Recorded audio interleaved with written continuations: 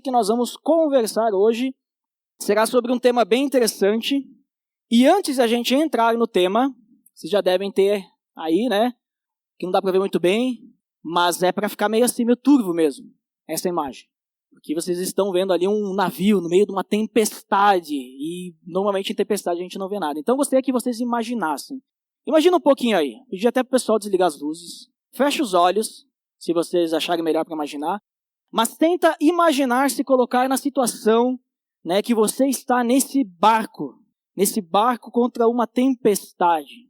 Imagina aí que tem ondas fortes batendo nesse barco, trovões, aquele barulho de chuva torrencial, aquele barulho das ondas e o mar indo para um lado para o outro, o navio balançando, as ondas batendo no casco, entrando água, respingando água no rosto de vocês. Vocês aí fazem parte aí são os tripulantes dessa embarcação. E vocês têm que, com todas as forças de vocês, tentar sobreviver durante essa tempestade. E vocês, basicamente, diante disso tudo, vocês estão em desespero. E isso é um sentimento normal de se ter, né? Às vezes a gente passa por temporais, tempestades aqui na nossa região, e a gente em casa, no seguro, a gente às vezes já fica um pouco assustado. Mas vocês estão num barco, no meio do mar, balançando de um lado para o outro. E vocês olham para trás, e o capitão ele está lá no timão, né? Cuidando ali do barco, vociferando palavras de ordem, dizendo faz isso, faz aquilo, para tentar todos sobreviverem. E vocês nunca viram o capitão com aquele semblante, um semblante de pavor, porque ele é um capitão que já passou por muita coisa, conhece muito o mar, mas provavelmente essa deve ser a pior tempestade que ele está passando. E depois que vocês ficam lutando horas contra a natureza, vocês estão fadigados, quase sem energia. O céu ele se abre ao longe e vocês visualizam uma ilha. No meio da tempestade, vocês veem ao longe essa ilha se abrindo, aparecendo lá na frente, lá no horizonte. Está longe ainda, mas vocês veem essa ilha. Vocês ainda estão na tempestade, mas vocês olham lá à frente e vocês começam a ter esperança novamente. A esperança ela retorna para vocês. O alívio começa a chegar. Vocês ainda estão no meio da tempestade. Ainda há perigo, mas vocês têm uma esperança. Vocês sabem agora para onde ir, vocês sabem aonde está a salvação de vocês. Vocês não vão morrer nesse mar. Porque se vocês conseguirem chegar nessa ilha, vocês, por hora, estão a salvos. E aí vocês começam, então, a remar. Porque no meio da tempestade a gente levanta as velas, né? Senão o barco sai voando. Não. Mas vocês remam com todas as forças. Vocês já não tinham forças, mas agora vocês encontraram forças aonde vocês não tinham. E vocês sequer olham para trás. E vocês começam a pensar, a dificuldade, depois de horas, foi passageira, porque a tranquilidade está logo ali adiante. E todos vocês usam as forças que vocês ainda tinham para chegar ao destino de vocês. Vocês conseguiram ter essa sensação? Quem buscou imaginar mesmo essa sensação de vocês estarem em um local onde vocês não têm escolha nenhuma, vocês estão passando por tribulações, por momentos difíceis, complicados, que vocês não sabem de onde vem a escapatória. E de repente vocês avistam a esperança. E vocês sabem que ela está logo ali. Está um pouquinho longe, está ali à frente, vocês vão ter que batalhar um pouquinho mais. Mas ela está aí, a esperança, a salvação. Conseguiram sentir esse sentimento de esperança? Essa é a sensação que nós temos que ter ao ler o livro de Apocalipse. Normalmente o livro de Apocalipse, essa carta que João endereçou às 7 igrejas perseguidas, é uma carta que as pessoas têm medo de ler, por causa do que está escrito lá. Mas a sensação que a gente tem que ter ao ler essa carta é essa sensação de que nós estamos no meio da tempestade, mas ali na frente está a nossa esperança, a nossa salvação. Porque o livro, ele fala de esperança futura. Ele fala sobre a vitória final de Cristo sobre o mal, sobre a realidade da vida eterna com Ele. É sobre isso que o livro de Apocalipse fala. Ele proclama tudo isso. E ele também oferece orientação para o presente. A gente pensa que é só sobre o futuro, só sobre o que vai acontecer. mas ele também tem orientações para nós sobre o que nós vivemos aqui agora, porque ele nos ensina a respeito de Jesus e como que nós temos que viver para ele. Como que nós temos que viver por ele, né? Como que nós temos que viver como a noiva pura que ele está esperando, né? Quando a gente fala da noiva, a igreja. Então, hoje eu vou dar início a uma série de estudos sobre as 7 igrejas do Apocalipse. E nós vamos estudar hoje sobre a introdução desse livro. Então nós nem vamos falar sobre as igrejas ainda hoje, né? As igrejas a qual essa carta ela foi endereçada. Mas nós vamos nos ater à introdução, que é o primeiro capítulo. Então abra sua Bíblia, Apocalipse capítulo 1, nós vamos ler ele todo. Apocalipse 1, versículo 1 ao 20, diz o seguinte: revelação de Jesus Cristo que Deus lhe deu para mostrar aos seus servos o que em breve há de acontecer.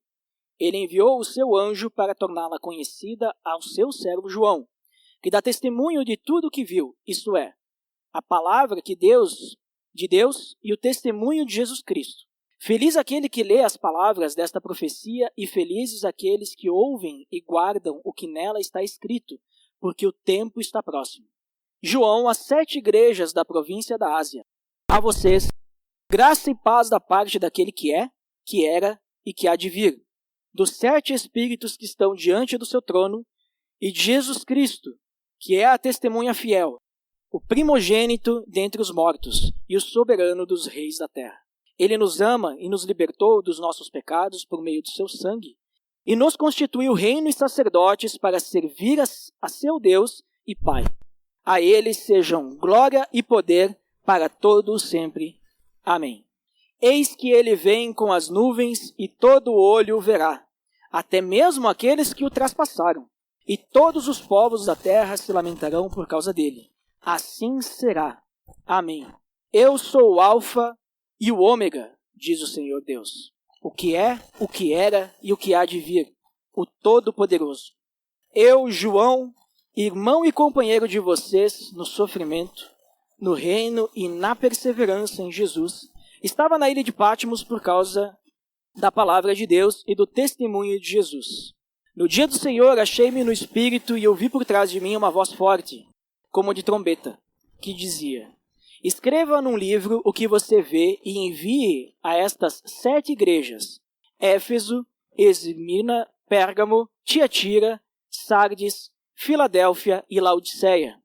Voltei-me para ver quem falava comigo. Voltando-me, vi 7 candelabros de ouro, e entre os candelabros alguém semelhante a um filho de homem, com uma veste que chegava aos seus pés, e um cinturão de ouro ao redor do peito. Sua cabeça e seus cabelos eram brancos como a lã, tão brancos quanto a neve, e seus olhos eram como chama de fogo. Seus pés eram como bronze numa fornalha ardente, e sua voz como o som de muitas águas. Tinha em sua mão direita 7 estrelas, e da sua boca saía uma espada afiada de 2 gumes. Sua face era como o sol quando brilha em todo o seu fulgor. Quando o vi, caí a seus pés como morto. Então ele colocou sua mão direita sobre mim e disse: não tenha medo, eu sou o primeiro e o último. Sou aquele que vive. Estive morto, mas agora estou vivo para todo sempre, e tenho as chaves da morte e do Hades. Escreva, pois, as coisas que você viu, tanto as presentes como as que acontecerão. Este é o mistério das 7 estrelas que você viu em minha mão direita e dos 7 candelabros. As 7 estrelas são os anjos das 7 igrejas, e os 7 candelabros são as 7 igrejas. Vamos orar? Pai, em nome do Teu Filho Jesus, te agradecemos por termos uma palavra tão rica em nossas mãos. Obrigado, Pai, porque o Senhor enviou o Teu Filho para nos salvar. O Senhor enviou o Seu Filho em nosso lugar e Ele derramou o sangue dele na cruz para nos purificar de todo o pecado. E hoje, através da ressurreição dele e no momento que Ele ascendeu aos céus, nós temos a esperança da sua volta, o dia que nós vamos cear com Ele novamente. Que o Senhor conduza os nossos corações durante esse momento para entendermos a Tua palavra e aplicarmos ela em nossas vidas. Em nome de Jesus que eu oro. Amém. Não sei se vocês já leram o livro de Apocalipse, né? Ou se vocês ficam com medo de ler o livro de Apocalipse, né? Mas o livro de Apocalipse, essa carta, né, começa com João demonstrando o que ela é. E ele diz que é a revelação de Jesus Cristo que Deus lhe deu para mostrar aos seus servos o que em breve há de acontecer. Esse em breve já dura bastante tempo, né? Mas o breve de Jesus, o breve de Deus, não é o nosso breve. Né? Então nós estamos aguardando impacientemente a volta de Cristo. E assim continuaremos. Então é a revelação de Jesus Cristo que Deus lhe deu e foi entregue a João, ao servo João, através de um anjo. O anjo é um mensageiro. A gente às vezes pensa no anjo com aquelas asinhas, né? Bonitinho, fofinho. Pesquisem na internet a interpretação real de um anjo. Vocês vão se assustar. Pesquisem o que é um querubim. Vocês vão se assustar mais um pouco. E um arcanjo, né? Pesquisem um pouquinho das visões ali literais, né? Se a gente fosse interpretar literalmente, né? Um ser com centenas de olhos, com olhos nas asas, né? Esses guardiões e tudo mais. Mas a questão que a gente tem que pensar aqui não é como era e tudo mais, até porque João ele fica bem assustado com o que ele vê, né? Porque era algo além da sua capacidade de interpretação. Mas é a mensagem que importa. Deus enviou um anjo para falar com João, um mensageiro. O mensageiro leva o quê? A imagem que ele está levando? Não, ele leva uma mensagem. E é essa mensagem que nós estamos lendo aqui. E o livro de Apocalipse, ele revela a plena identidade de Cristo e o plano de Deus para o fim do mundo. A gente pensa o fim do mundo, os fins dos tempos. O final das coisas, o final daquilo que a gente conhece como é agora. Para que novas coisas venham. Então, quando a gente lê Apocalipse, não se concentre nos detalhes, nos elementos simbólicos, em todas essas coisas. Mas, antes disso, concentrem-se nos elementos principais dessa mensagem, que é o amor, o poder e a justiça, que são infinitos, do nosso Senhor Jesus Cristo. Concentre-se nessas coisas. Quando vocês lerem algum dia Apocalipse, eu sei que tem bastante coisa assim que a gente não entende, nem João entendia no momento o que ele estava vendo. Coisas além da sua capacidade de interpretação. Mas não se atenha a isso, mas se atenha à mensagem principal. O amor, o poder e a justiça de Cristo. Essa é a mensagem principal que esse livro vem nos trazer. Porque lembre-se sempre, as revelações que João tem aqui sobre os fins dos tempos estão escritas em uma carta endereçada a igrejas. Não endereçada a teólogos que vão estudar com afinco cada significadinho. Não. Essa carta, o teor dela é motivacional.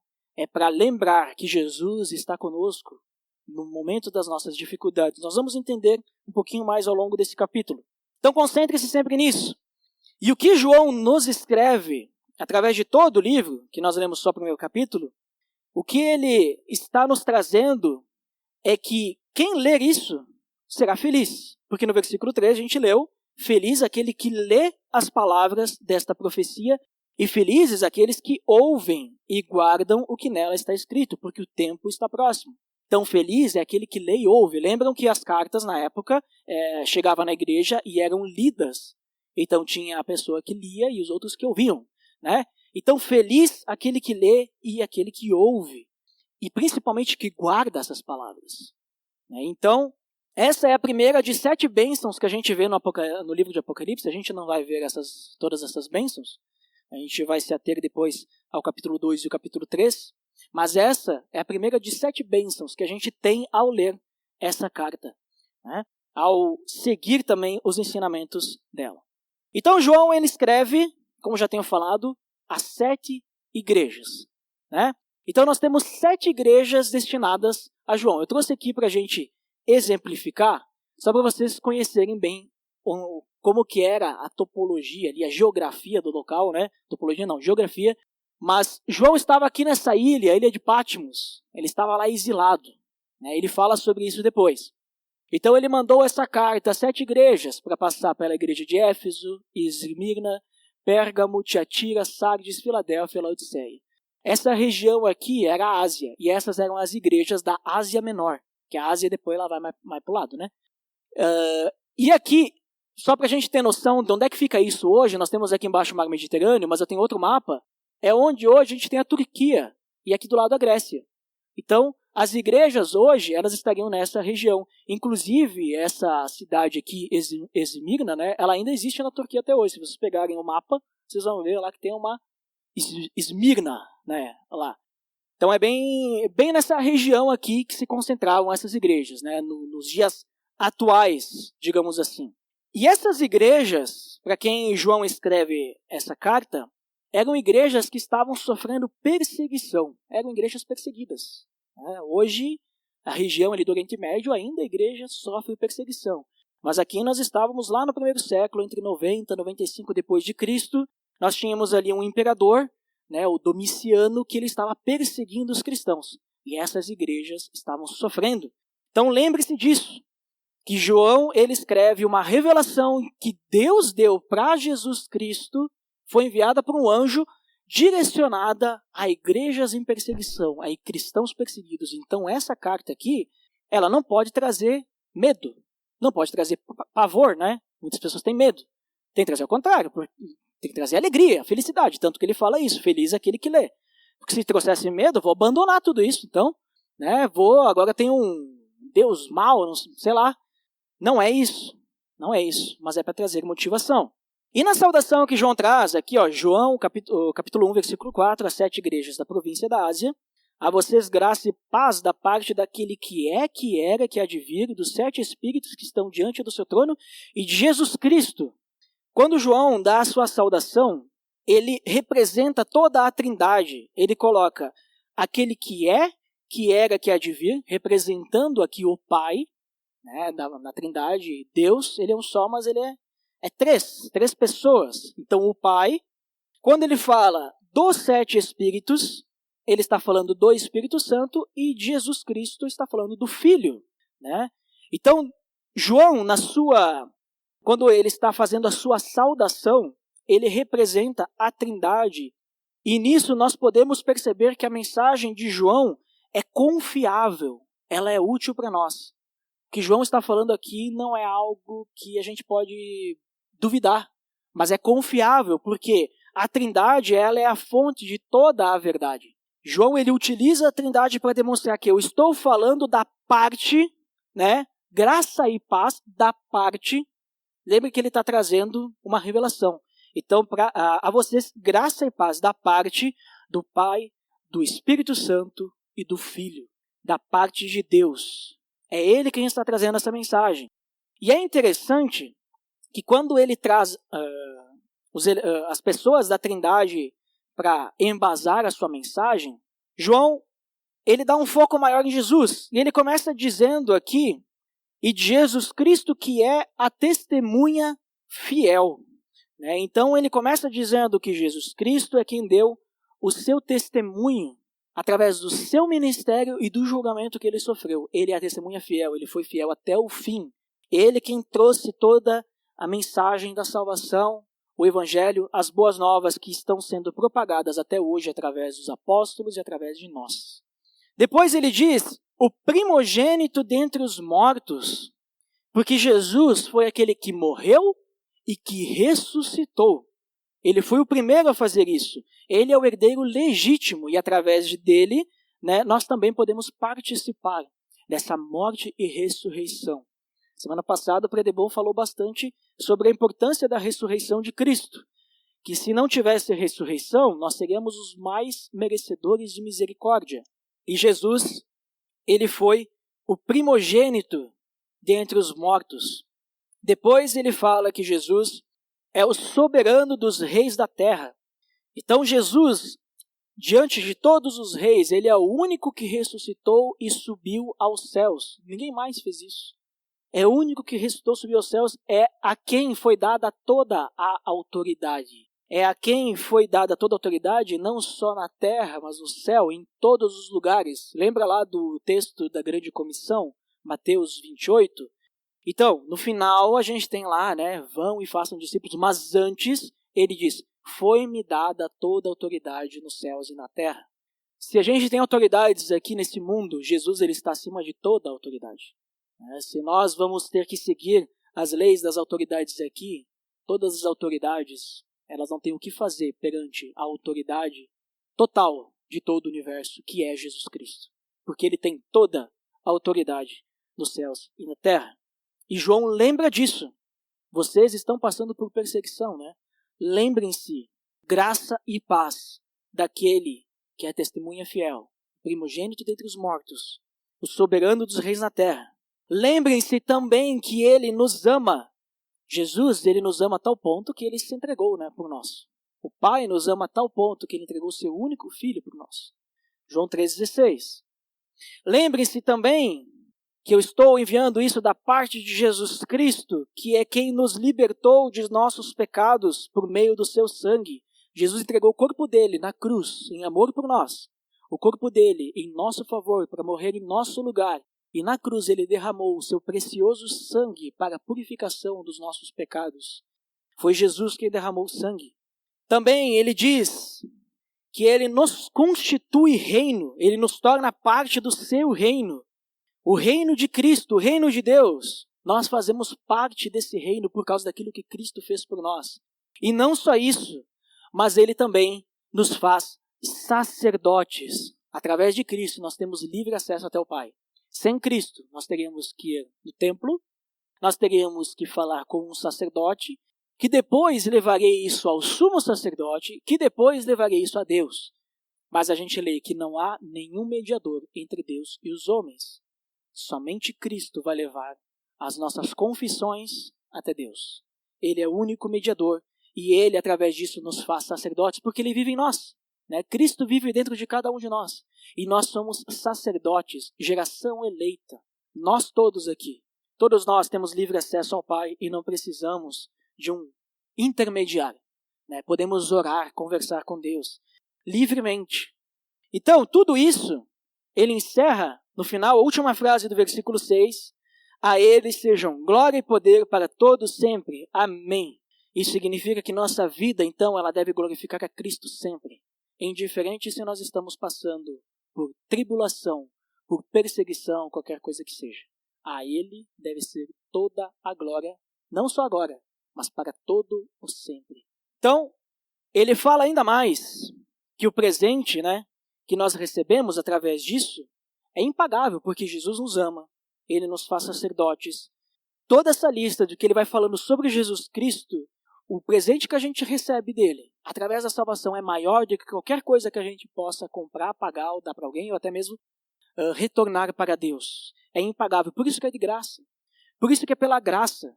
Porque nós não conseguimos comprar a nossa salvação. E aí João ele adianta um pouquinho sobre como será, né, no versículo 7. Ele diz que todos vão ver quando Jesus vier.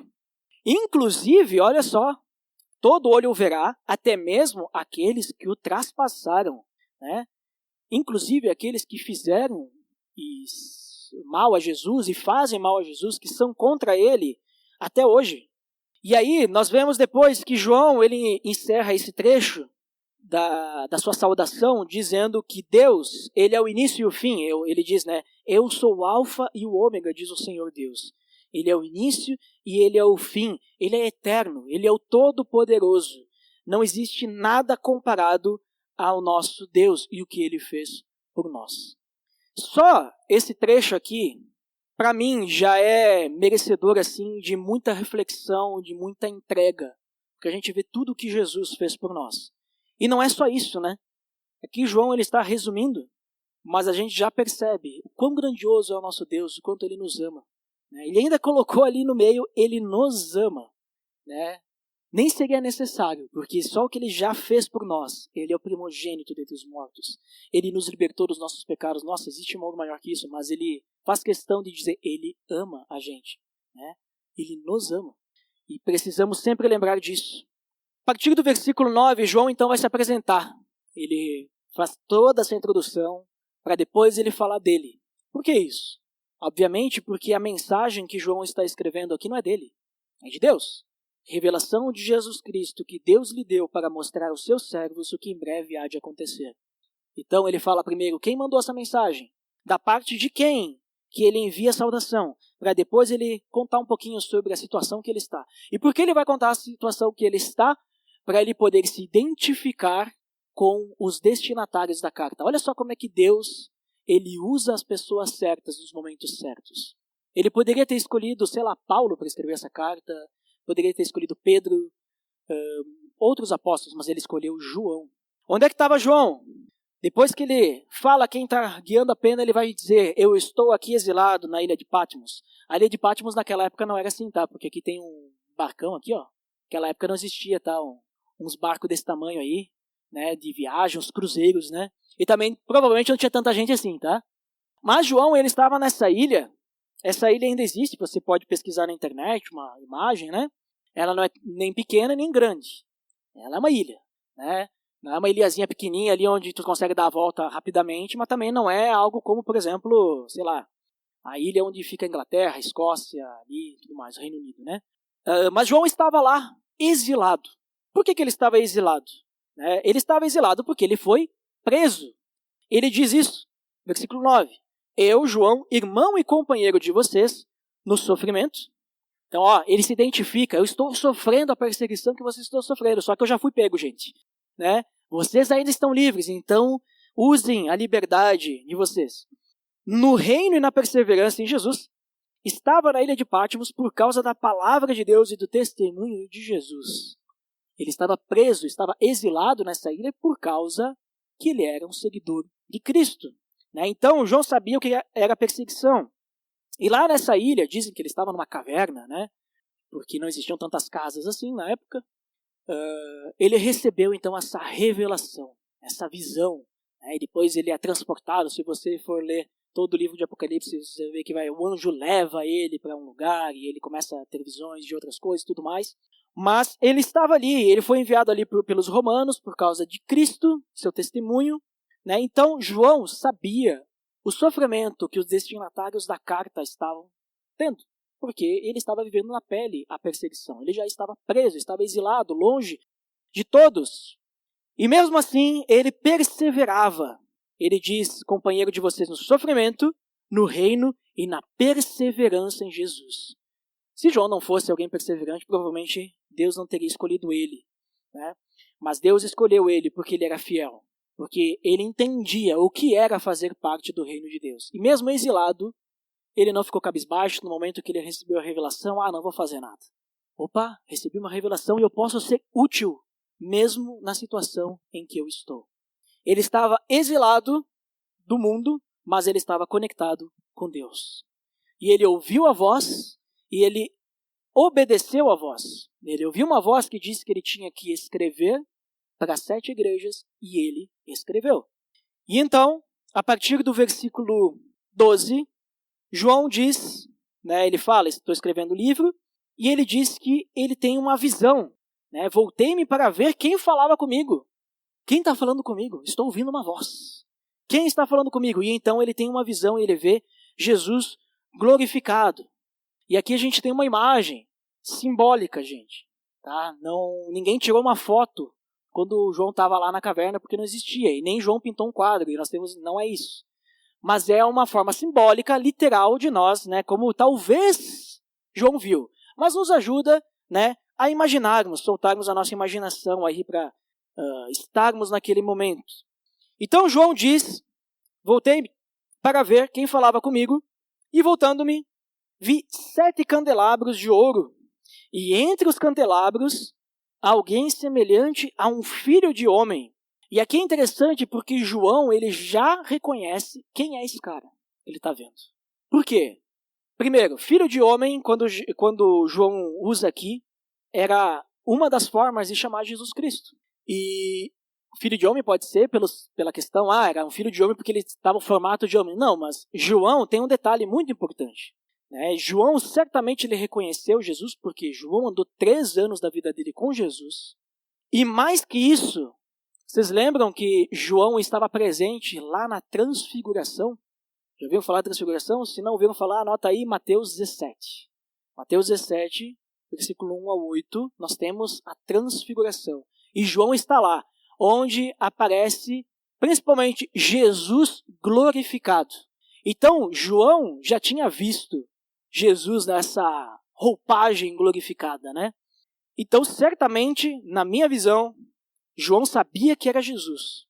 E aí João, então, ele vê Jesus de uma forma totalmente simbólica, porque cada coisa ali tem significado. A gente não vai se ater aos simbolismos ali, porque ele diz, né, com uma veste que chegava aos seus pés, né, um cinturão de ouro ao redor do peito, a cabeça e os cabelos eram brancos, né, os olhos como chama de fogo, os pés como bronze, tinha uma boca, da boca saía uma espada afiada de 2 gumes, a face era como o sol. A gente não vai se ater em todos esses detalhes, mas o importante é que a forma como João vê Jesus nessa forma, né, essa forma toda, representa a sabedoria de Jesus, a divindade de Jesus, a sua natureza divina, a sua pureza, né, tudo branco, a pureza dele, né, a sua santidade, o julgamento de todo mal.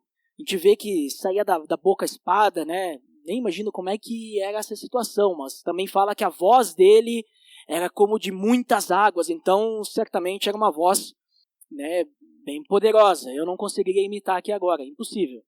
Mas todo o poder de Jesus, a sua força, a força da mensagem dele, né, tudo isso a gente vê. E obviamente que as suas vestes, no peito, sim, tem um cinturão de ouro, provavelmente a questão dele ser o nosso sumo sacerdote. A gente lê em Hebreus, ele é o nosso sumo sacerdote, ele compadece das nossas dificuldades, né? É ele quem leva tudo que a gente precisa a Deus. Eu acabei de falar, né? Ele é o nosso mediador.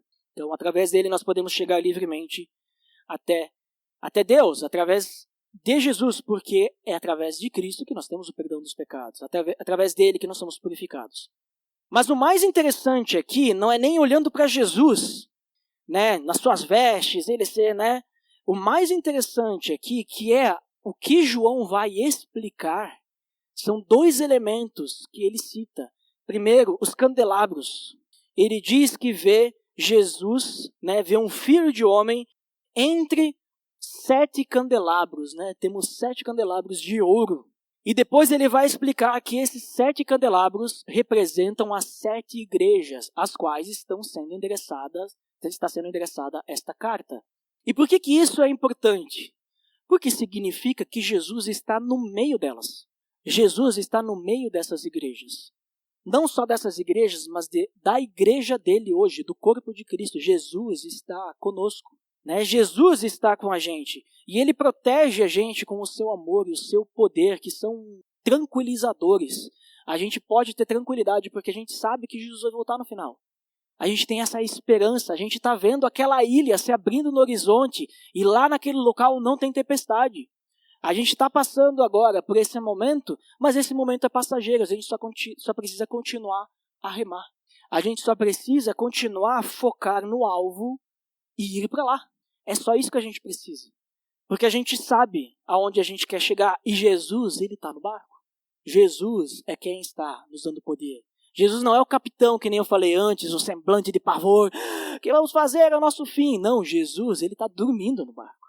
Né? Que nem a gente vê o relato de Jesus lá com os apóstolos, eles todos assustados, e Jesus lá tirando a sonequinha. Né? E eles, vocês têm pouca fé, né? Se eu estou aqui, você acha que vai acontecer alguma coisa com o barco, né? Então Jesus, ele está no meio das igrejas, está no meio da igreja. Então nós temos que lembrar sempre disso e lembrar que através do Espírito Santo, Jesus vai nos conduzir. Jesus está no meio da igreja. Não só isso, mas João também cita sobre 7 estrelas na mão direita, né? E tem essa questão que também ele vai explicar depois ali no versículo 20. E as 7 estrelas que estão na mão direita de Jesus, que representa o lugar de honra para o judeu, né? Lembrando sempre que tudo isso foi escrito em uma cultura, tem todo, né? Para o judeu, mão direita é lugar de honra. E as 7 estrelas estão na mão direita de Jesus, o lugar de honra. E essas 7 estrelas representam, é falado ali, né? Os 7 anjos das 7 igrejas. Só que tem um detalhe bem importante, tá? A gente vai pensar, bom, então nós temos um anjo da guarda, né? Negativo. Não é isso que João está falando. Né? Não temos um anjo da guarda para a nossa igreja, tá? Não é isso. Mas a gente pode entender que os anjos ali representados, esses mensageiros, são os líderes dessas igrejas. Porque eu nunca vi nenhuma igreja sendo liderada por anjo. Eu não sei, aqui na Aliança pelo menos a gente não tem nenhum anjo, né, liderando, mas a gente tem um grupo de presbíteros, né, e depois dos presbíteros nós temos líderes de ministérios e tudo mais, e esses, né, estão um sob a autoridade do outro, até que o presbitério está sob a autoridade de Deus. Então a gente não tem anjo nenhum. A gente fala com Deus, a gente fala através de Cristo, a gente não fala com o anjo para saber como guiar a igreja, a gente tem que falar com Deus. Então essas 7 estrelas representam que a liderança dessas igrejas, e nós também, estamos na mão de Cristo, no lugar de honra. E isso significa, Jesus está segurando, que ele representa, ele desempenha um papel ativo na direção da sua igreja. A igreja é guiada por Cristo, em primeiro lugar. Ela deve ser guiada por Cristo. Ele tem esse papel em proteger e cuidar do seu povo. O próprio Jesus Cristo, ele envia seu Espírito Santo para nos guiar, e ele está ativamente cuidando da gente. Ele nunca nos abandonou e nunca vai nos abandonar. E ele está cuidando da gente para que a gente possa cada vez mais sermos semelhantes a ele. Para que a gente chegue no momento certo, inculpáveis, limpos como a neve. A gente teve aquele estudo sobre a noiva de Cristo, lembra?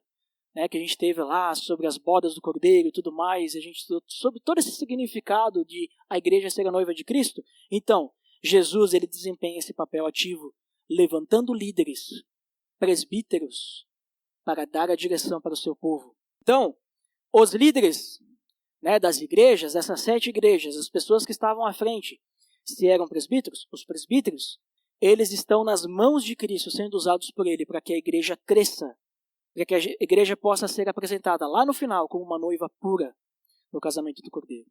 Em resumo, todas as coisas são para Cristo, por Cristo e por meio de Cristo. Nada é por nosso mérito, nada é por nossa própria força. A gente não consegue fazer nada sem Cristo. Ele está com a gente. Isso, ao invés de a gente pensar, mas a gente não serve para nada. Não, pelo contrário. A gente é usado por Cristo, porque ele nos dá direção e ele cuida de nós. E mais ainda nos motiva porque ele está conosco. Ele está cuidando da gente. Nós não estamos sozinhos. Nosso Deus não é um Deus distante que ele está lá longe, esperando o momento certo para voltar e nos buscar. Não é esse Deus que nós temos. Nós temos um Deus que está cuidando da gente agora, esperando o momento certo para nos levar até ele. Até o lugar que ele já está preparando para nós, o lugar perfeito. Ele cuida de nós desde sempre e vai continuar cuidando. Até o fim dos tempos. E não só o fim do dia do arrebatamento, do dia do Apocalipse, mas depois também, durante toda a eternidade, ele vai continuar cuidando de nós. Então, quando João vê esse resplendor de Jesus, todas essas coisas, eu acho que ele olhou para aquilo, durou acho que 2 segundos, ele conseguiu captar todos esses detalhes, e aí ele se deu conta, quem que eu estou vendo? Qual que foi a reação de João? Ele ficou apavorado, se apavorou. Quando o vi, caí aos seus pés como morto. Desmaiou o cara. Faltou força nas pernas, sabe? Quando a gente se apavora com alguma coisa, Então ele colocou sua mão direita sobre mim e disse, não tenha medo. Exatamente isso. Não tenha medo. E ele fala, eu sou o primeiro e o último. Jesus, ele é o primeiro e o último, porque ele estava lá desde o início e ele vai estar conosco até o final. Então João, diante de toda a sua insignificância, percebendo todo o resplendor que estava à frente dele, e sabendo que ele era pecador, que ele não merecia nem estar vendo o que ele estava vendo, ele não conseguiu segurar o medo, ele se prostrou por causa de toda a sua insignificância e sujeira que ele tinha. E aí Jesus chama ele para confiar. Confia em mim, João. Não tenha medo, João. Fica tranquilo. Sou eu. Ele não fala, sou eu, mas ele diz, eu sou aquele que vive, eu sou o primeiro e o último. Então, não, já, é o meu mestre. É o mestre. E ele fala, estive morto, mas agora estou vivo para todo o sempre. E tenho as chaves da morte e do Hades. Jesus, ele não está morto. Jesus não está preso no madeiro. Ele ressuscitou, ascendeu aos céus e vive até hoje. Ele está entre nós, Ele está dentro de cada um de nós. Então, Ele chama a gente para confiar, porque dele vieram todas as coisas. Desde o início, ele fala, né? Primeiro e último, né? Desde o início dele vieram todas as coisas, e ele morreu para nos salvar, e lá no final é ele também quem vai nos resgatar. Nós vamos ressuscitar com Cristo no dia do juízo. Teremos um novo corpo por causa de Cristo. Ele vive para sempre. Os nossos pecados, e é interessante, né? João, ele é um pecador. E Jesus não se importa com isso. Por quê? Jesus pagou o pecado dele, né? Então, perante Jesus, João está com tudo pago. Não está devendo nada, né? E aí a vida que João estava levando, ou melhor, a nossa velha vida, né? A nossa vida de pecador, Jesus, ele lembra, João, esquece isso, não tem medo, cara. Eu estou aqui contigo. Não tenha medo disso. Todos os nossos pecados, de João e tudo mais, eles ficaram para trás. Aquilo que nos sentenciava a uma morte, aquilo que nos levava para longe de Cristo, ficou para trás quando Jesus morreu. E a gente vê que Jesus, ele tem o que nas mãos? Não fala nas mãos, né? Mas eu tenho as chaves da morte e do Hades. Jesus, ele tem a chave da morte e do inferno. Então nós não vamos mais agora viver mais naquela escravidão. Fica tranquilo, João, não tenha medo. Você não vai ser agora fulminado perante a minha ira, porque eu paguei pelos teus pecados. E eu tenho a chave da morte. E você pode ressuscitar para uma nova vida comigo, João, para viver na eternidade. Então, Jesus não está falando tudo isso, mas durante todo o Apocalipse, né, a gente vai entender que João vai escrever, né? A gente vai ter tudo isso esclarecido. Não só aqui, mas também nos evangelhos. Nós já temos nos evangelhos tudo isso bem claro, que com Cristo nós temos a libertação do pecado, da escravidão eterna a Satanás, para agora vivermos uma eternidade com o Pai. Isso tudo porque Jesus, ele é poderoso. A gente viu, ele tem autoridades nos céus e na terra, e ele tem poder para nos libertar do controle do pecado. Só ele podia ter morrido naquela cruz por nós. E então, no finalzinho, ele reitera a ordem, né? No versículo 19, escreva, pois, as coisas que você viu, tanto as presentes como as que acontecerão. Então ele diz, João, né? Quero lembrar que você tem que escrever tudo o que você viu aqui no presente, e sobre o presente e sobre o que virá. Né? Isso é o resumo de Apocalipse. As coisas que João viu sobre o presente e sobre o que virá. Né? Então lembre-se sempre da mensagem principal quando a gente lê alguma coisa de Apocalipse, que a gente tem que se concentrar não nos detalhes, nos simbolismos, mas no amor, na justiça e no poder de Jesus Cristo. Né? Então, João, escreva tudo isso. E esse, para a gente finalizar, para a gente encerrar, é o primeiro capítulo só. Só o primeiro capítulo de Apocalipse, né? Uma introdução daquilo que a gente vai ver sobre a carta às 7 igrejas. A partir do capítulo 2, na próxima oportunidade que nós tivermos, nós vamos estudar cada uma desses trechos endereçados especificamente para cada uma das igrejas. Então, a partir do capítulo 2, nós vamos ter, para a gente entender, através da situação que aquelas igrejas estavam, sobre como a gente tem que viver para Cristo. Como que a gente tem que ter uma vida que agrada a Cristo, principalmente em momentos difíceis.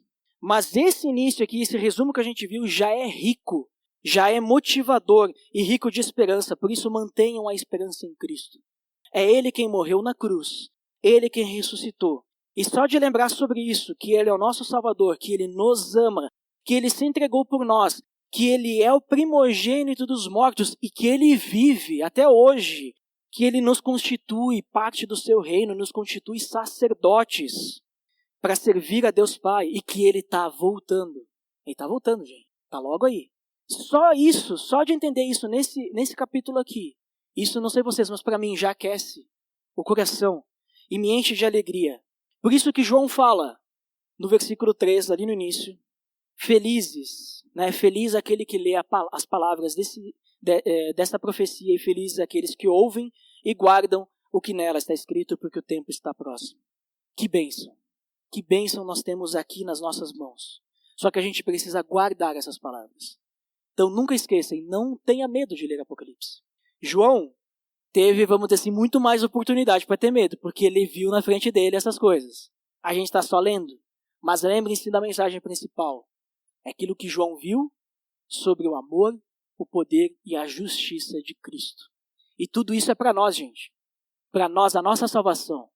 As coisas, vamos dizer assim, ruins que a gente vê ali, os julgamentos das pessoas e tudo mais, isso não é para nós. Mas o que é para nós é o amor, o poder e a justiça de Cristo. Então atentem-se a esses detalhes. Não fiquem preocupados se o dragão é um helicóptero, né? Ou se o dragão é um país, uma pessoa ou um dragão literal. Não fiquem preocupados com isso, mas atentem-se sobre o que Deus está fazendo por cada um de nós. Vamos orar por isso? Pai, em nome de teu Filho Jesus, te agradecemos por essa esperança que o Senhor nos traz através da tua palavra. Uma esperança que se renova, Pai, a cada manhã em que nós lembramos do sacrifício do teu Filho por nós naquela cruz. Obrigado, Pai, pelo teu amor por nós. Obrigado porque o Senhor enviou o teu Espírito Santo para habitar no coração de cada um de nós, para nos dar a direção, para nos consolar, também devido à distância que nós temos desse reencontro, que a gente nem sabe quando será, e também pelo teu Filho, Pai. Obrigado, Cristo, por ter morrido por nós.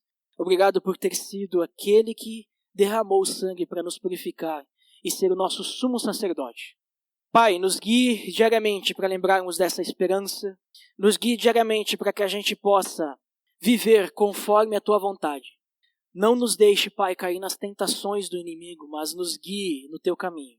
E que possamos manter-nos firmes na tua direção, com o foco em ti, Pai, com os nossos olhos fixados na tua direção, no alvo, Pai. Em nome de Jesus que eu oro. Amém.